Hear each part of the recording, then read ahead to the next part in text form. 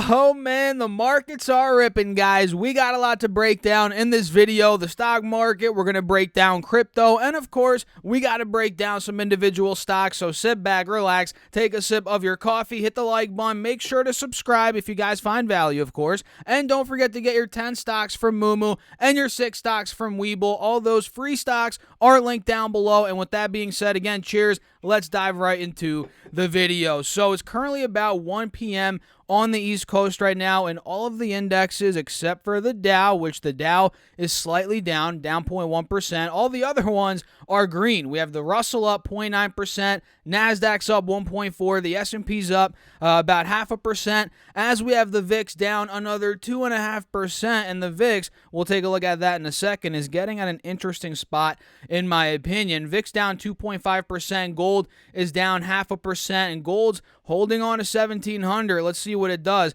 at 1,700 as silver's down about 0.25%. So right off the bat, what we're noticing is SPY is fully now, in the short term that is, breaking out of the wedge and the moving averages. And today's pop, a couple of hours ago, you guys can see here on the intraday, well, not even a couple of hours ago, well, I guess it did start almost 3 hours ago at about 10 a.m. SPY went from 391 to 396, and now we got a bit of a sell-off. So with today's pop, we're taking the highs out not only from yesterday, but also from this, entire month heading into, I think, the end of last month as well. Let me double check.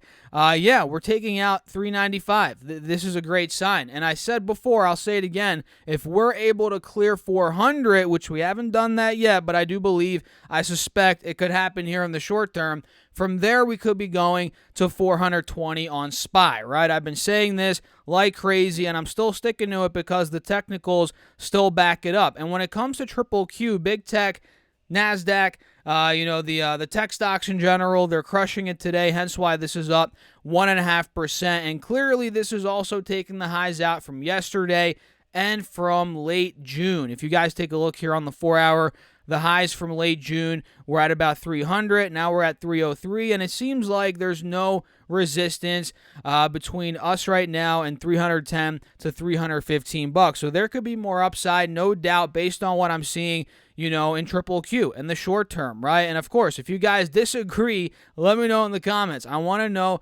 if you guys disagree. Please let me know. And yeah, this is looking pretty dang good. And what I'm noticing on the intraday is, like I mentioned, we got a little pullback. We mentioned that on SPY. You guys can see that on triple Q as well. But notice where the buying pressure is coming back in, right at the highs from yesterday, right before close and after markets. Triple Q held 301, or rather, it got rejected at 301. That was the resistance after market yesterday. Now we're getting buying at 301 above the 50 SMA on this 5-day, 5-minute chart as well. This is pretty good. This looks bullish in my opinion. And SPY, same thing. We're getting buying pressure at the highs from close yesterday.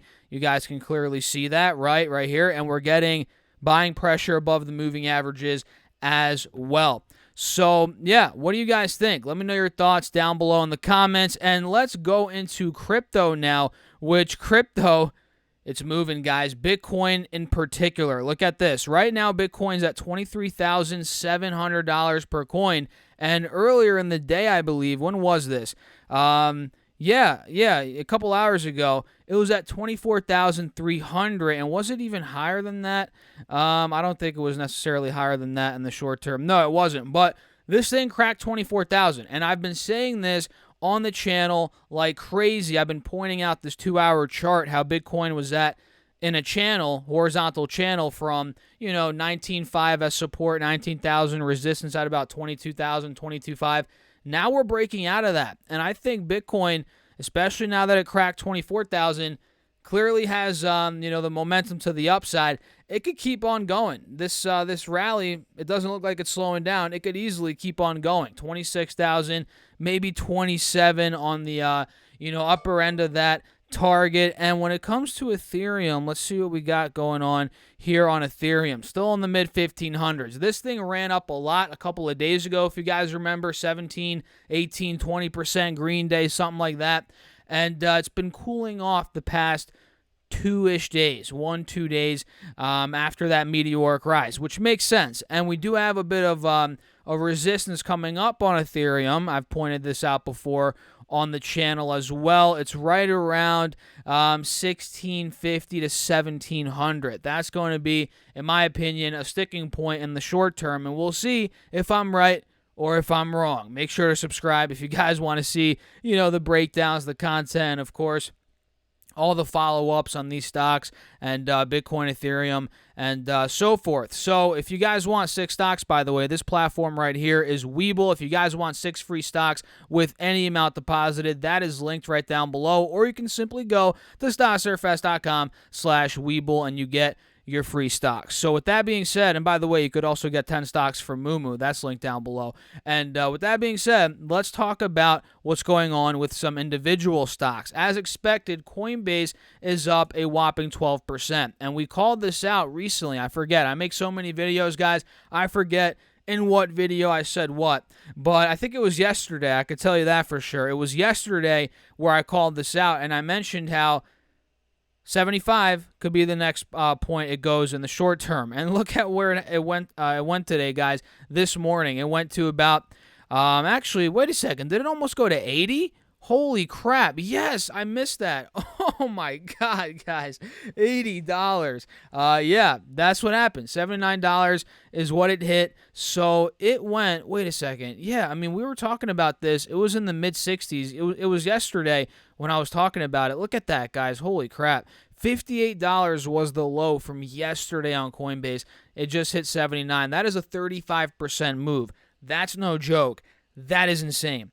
And now it's pulling back a bit, and you guys can see it's about to test 75. So we clearly broke 75. I thought we only hit 75.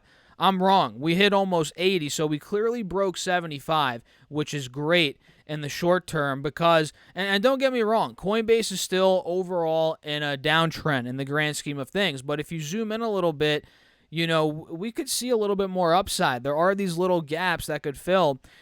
We just cracked 75, like I said. We hit 80. Now we're back under 75. So if we go back over 75, maybe later today, some point this week, next week, we're now at 73.30. If we go back over 75, the next target I'm seeing, of course, is the high from earlier today, 79. And if that breaks, 84 is after that. 84 was the high from the end of May.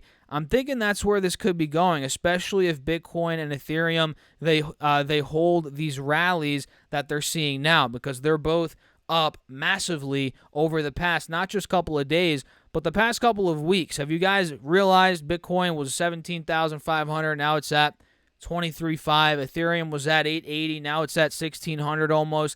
They're up massively. So if these rallies hold, Coinbase, I think, could be pushing. But the second these rallies potentially reverse, which I'm not saying could happen. I mean, it could happen, but I'm not saying it necessarily will happen because the charts, at least right now in the short term, still look bullish. But let's say they reverse aggressively to the downside.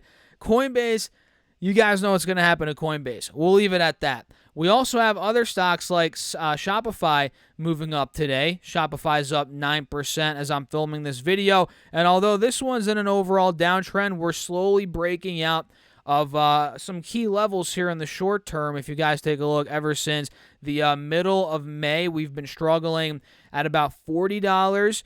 Also right around $36. Well, that was really resistance from earlier this month. So the fact that we cracked $36 right now in the very short term, that's good. Now we might be making our way up to $40, which again has been resistance since the middle of May. Watch out for that here on Shopify. Palantir looks like, although I don't own Palantir, this one looks like it's back over $10. It's up 7% on the day. Wait a second. We might have something here. Look at this. I drew this channel probably 2 weeks ago, maybe even longer than that, maybe earlier, early July, maybe late June. I drew this channel out. Let me extend it to the right, and you guys can see we're still in that channel. In fact, now with today's 7% green day, we're back over $10. Like I said, we're above these moving averages again, which goes to show that technicals, although a lot of people think technical analysis is BS, it's not BS, guys. I truly believe in this stuff. And you saw I drew that channel out 3 weeks ago. I just extended it. We're still on the channel, right? And I think this could end up breaking towards, by the looks of it, mid-high 10s. And I'm not going to say 11s yet because I don't want to get carried away. So let's just say mid-10s for now. Mid-10s is where we hit back in the end of June. Also in the middle, more towards the middle, beginning of this month, July. We were in, the 1030, 1035 range. So I think we could go back and test that. I think it's definitely possible here on Palantir, ticker symbol PLTR. What else do we have moving today? Looks like Airbnb's also making a move, 5%. Look at that. We also called this out recently. Now it's moving out of these moving averages. And I see a big gap to the upside potentially coming towards 120, 25, maybe 30 a share on this stock. And it just got way oversold, guys. And we have earnings coming up, which I'm not going to gamble on the earnings. But if these numbers come out strong, do not be surprised if this starts moving, like I mentioned, 120, 25, 30. That's where it truly could be going, in my humble opinion. What else do we have here before I wrap up the video, guys? Oh, big tech. Let's run through big tech quickly. Apple's moving up yet again. Now it's breaking out officially of $151. It's almost at $153. This probably will go towards the high 150s by the looks of it in the short term. Google is also moving up above $115, continuing the move above these moving averages. Looks like it wants to potentially go to 120, maybe even higher than that. Amazon's up another 3.5%, which we also called this out yesterday and many times over the past couple of days. Amazon's now at my short-term target, $125. If this point breaks, which I have my alert, 135, 130.35 could be next. Amazon's looking great. Microsoft is up, let's see here, 1%. This is the only one out of the big tech names. Maybe Meta as well. Meta as well. Meta and Microsoft's charts do not look good right now, in my opinion, whereas, again, Apple's slowly reversing. We have Google also starting to make that move. Meta and Amazon, and again, Microsoft, or rather, Amazon's good.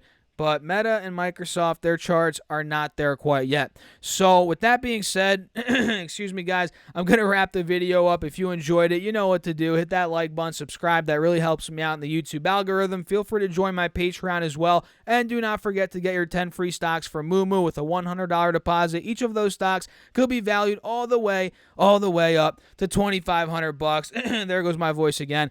Those are linked down below, the free stocks. You could also get 6 stocks from Webull with any amount deposited. Guess what? Also linked down below. So with that being said, cheers, guys. Thanks for tuning in. I appreciate you all for watching. I'll catch you in the next video. Peace out.